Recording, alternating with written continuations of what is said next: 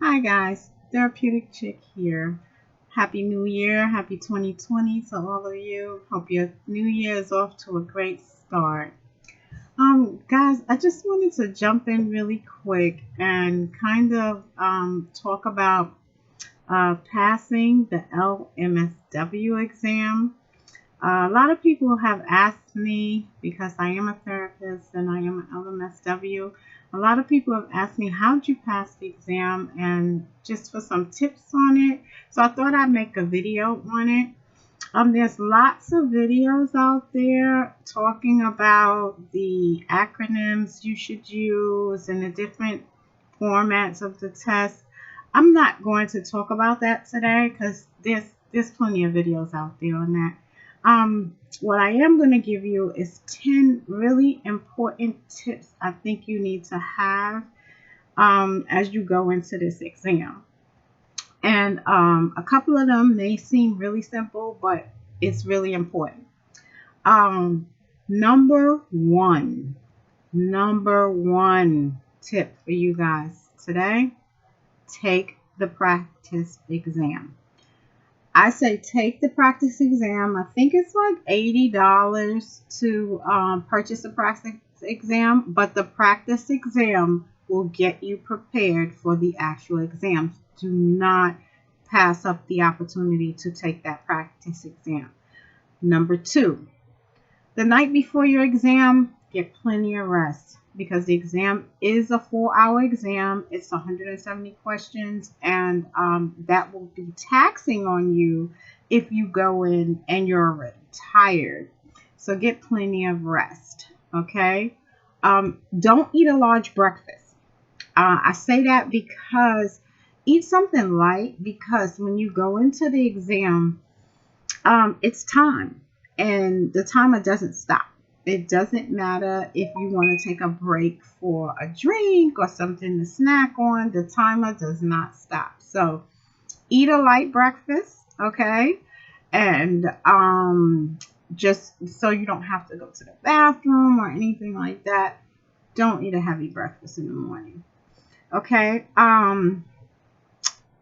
When it comes to the exam itself, the questions: become the therapist, become the counselor, become whoever they say you are in that exam. You become that personally, okay? Internalize that. So if the question says the therapist did XYZ, make that I did XYZ. Because when you internalize that question and you make it completely about you, you will put yourself in that setting, okay? And that is one of the most important things for you to do, is to internalize that question. And believe me, when you walk that question, internalize it, and start living that question, you will think about it differently, okay? Number 5, I'm up to 5 here. Follow the question, okay? Don't get lost. Follow the question.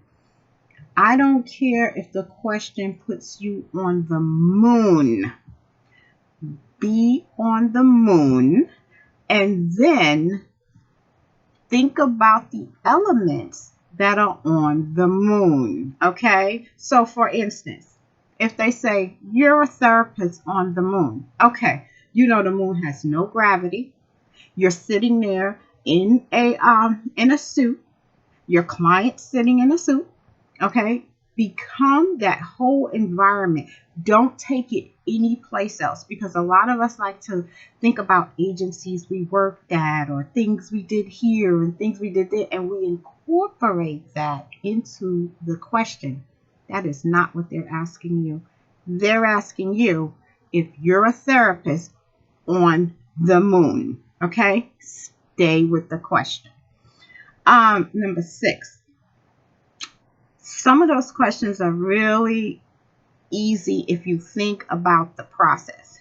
You know you need to assess before anything else. Because if you don't assess, how do you know what's going on? You have to assess the situation first to know what's going on. You can't do an intervention.